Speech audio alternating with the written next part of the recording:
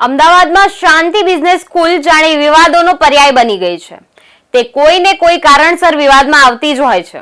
હવે આ સ્કૂલ બે જૂથો વચ્ચે થયેલી ફિલ્મી સ્ટાઇલની મારામારીના લીધે વિવાદમાં આવી છે.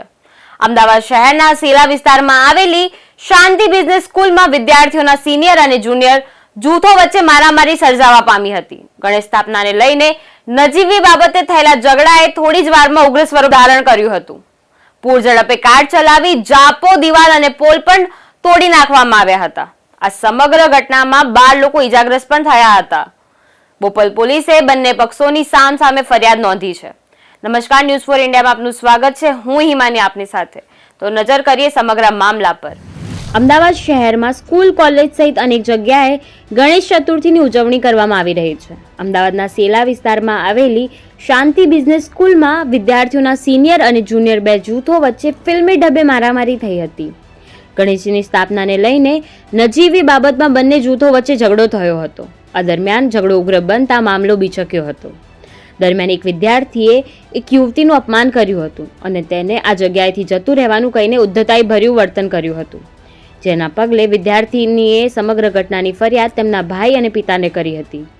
આ ઘટનાના પગલે પિતા અને ભાઈ કાર લઈને ઘટના સ્થળે પહોંચ્યા હતા. આ દરમિયાન વિદ્યાર્થીના પિતા અને ભાઈ સાથે વિદ્યાર્થી જૂથની સાથે બોલાચાલી બાદ મારામારી થઈ હતી. મળતી માહિતી મુજબ પીડિતા વિદ્યાર્થીના પિતાએ લોકોના જીવ જોખમાય તેમ ગાડી રિવર્સમાં લેતા એક વિદ્યાર્થીના પગ પરથી ગાડીનું ટાયર ફરી વળ્યું હતું. જે બાદ મામલો ઉગ્ર બની જતા વિદ્યાર્થીઓ આ સમગ્ર મામલે વાલીને જાણ કરતા વિદ્યાર્થીઓના વાલીઓ સ્કૂલ ખાતે આવી પહોંચ્યા હતા.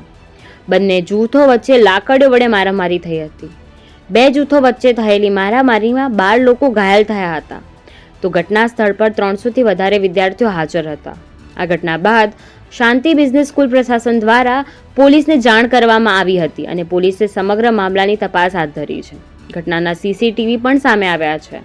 આ સમગ્ર મામલે બોપલ પોલીસે બંને પક્ષની ફરિયાદ નોંધી 3 આરોપીઓની ધરપકડ કરી વધુ તપાસ પણ શરૂ કરી છે. આ ઘટનામાં રાજસ્થાનના 21 વર્ષીય યશ પાનેરીએ પણ વિદ્યાર્થીની અને તેના પિતા તથા ભાઈ સામે પોલીસ ફરિયાદ નોંધાવી છે.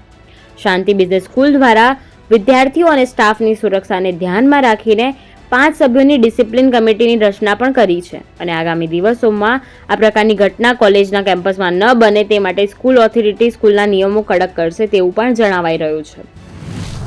બોપલ પોલીસ સ્ટેશનમાં આવેલી જ્યુરિસ્ડિક્શનમાં આવેલી શાંતિ બિઝનેસ સ્કૂલ છે. એમાં તારીખ 7/9 રોજ 18:30 થી 20:30 દરમિયાન એક ઘટના બની હતી, જેમાં બોપલ પોલીસ સ્ટેશન ખાતે ક્રોસ ફરિયાદ લેવામાં આવેલી છે.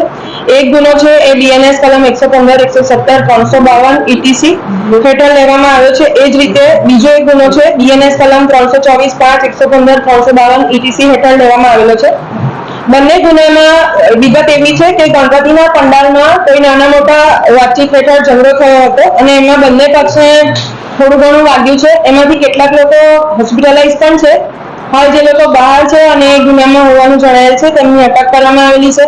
ગુનાના કામે વપરાયેલી બંને વ્હીકલ્સ અને લોખંડની પાઇપ કે સ્ટૂલ કે ગમે તે જેટલી વસ્તુઓ છે તમામ પણ વસ્તુઓ કબજે કરવામાં આવેલી છે. એક જે ગુનો છે એમાં ફરિયાદી પ્રાચીબેન ડોટર ઓફ ગૌતમ કુમાર છે અને એમની ફરિયાદના આધારે યશ નીરજભાઈ અને વિશ્વજીત અજીત કુમાર બંનેને અરેસ્ટ કરવામાં આવીને જરૂરી રિમાન્ડની કાર્યવાહી કરવામાં આવેલી છે.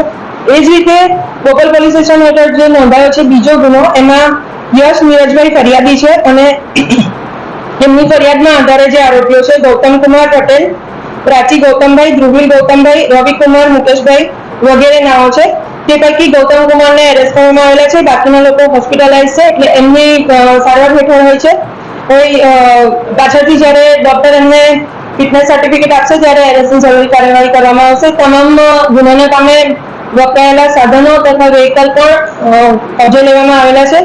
મુખ્ય બનાવ એવો જાણવામાં આવેલો છે કે જે પ્રાચીબેન છે એમની સાથે કોઈએ બોલાચાલી કરી હતી અને એ અનુસંધાને એ લોકોને અરેસ્ટ કરવામાં આવ્યા છે. પ્રાચીબેને પોતાના સાથે થયેલી બોલાચાલી અનુસંધાને પોતાના ફેમિલી મેમ્બર્સને બોલાવ્યા હતા અને ઘટના સ્થળે આવ્યા હતા. તે દરમિયાન થાર ગાડી હતી એનો ઉપયોગ કરીને જે ઉભેલી પબ્લિક હતી એની ઉપર થાર ગાડી ચડાવી દેવાનો આક્ષેપ છે અને એના કારણે કેટલાક લોકોને નાની મોટી ઈજા થઈ છે અને એ અનુસંધાને જે પબ્લિકના માણસો હતા તેમણે ગુસ્સે થઈને થાર ગાડી પર અંદર બેઠેલા લોકોને પણ માર મારેલો હોવાનો આક્ષેપ છે અને જેના કારણે એ પ્રાચીબેનના રિલેટિવ્સને પણ થોડું ઘણું વાગ્યું છે. હાલમાં હોસ્પિટલાઇઝ છે એ સિવાયના લોકોને એરેસ્ટ કરવામાં આવેલા છે. જે અજાણ્યા શખ્સો છે એમની વિગતો સીસીટીવી ફૂટેજથી મેળવવાની ચાલુ છે.